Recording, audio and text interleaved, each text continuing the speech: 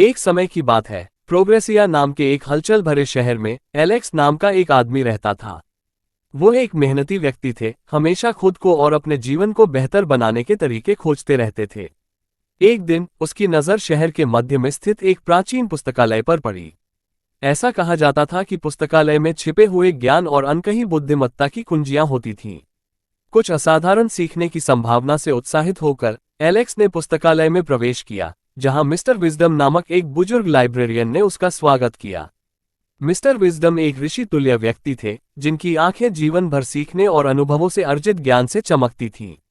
आपका स्वागत है, ज्ञान के युवा साधक, मिस्टर विजडम ने एलेक्स का गर्मजोशी से स्वागत किया। यहाँ आपको उन सवालों के जवाब मिलेंगे जिनके बारे में आप जानते भी नहीं थे। ज्ञान के विशाल समुद्र में गोता लगाने के लिए उत्सुक एलेक्स ने कई विषयों पर पुस्तकों में तल्लीन होकर घंटों, दिन और सप्ताह बिताए। उन्होंने दर्शन, विज्ञान, इतिहास, कला और कई अन्य विषयों में गहन अध्ययन किया। प्रत्येक पुस्तक ने दुनिया के बारे में उनकी समझ को समृद्ध किया, और उन्होंने महसूस किया कि हर गुजरते दिन के साथ उनका दिमाग विस्तारित हो रहा है।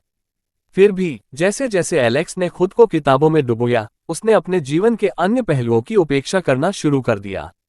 उसने अपने दोस्तों और परिवार के साथ समय बिताना बंद कर दिया, शायद ही कभी अवकाश गतिविधियों में भाग लिया, और यहां तक कि अपनी भलाई को भी नजरअंदाज कर दिया।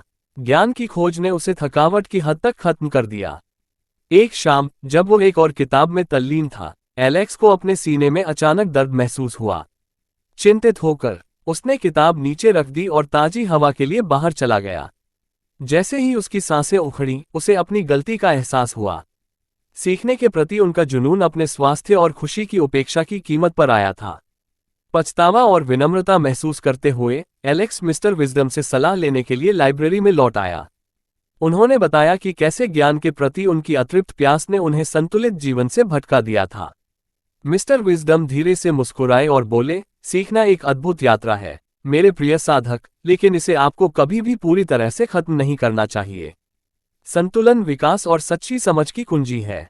उन्होंने एक बुद्धिमान राजा की कहानी साझा की जिसके पास दुनिया का सारा ज्ञान था, लेकिन वह अपने प्रियजनों के साथ साधारण खुशियों में ही संतुष्टि पाता था। कहानी ने एलेक्स को सिखाया कि ज्ञान केवल तथ्यों को जमा करने के बारे में नहीं है, बल्कि उस ज्ञान को सार्थक और संतुलित तरीके से लागू करने के बारे में भी है।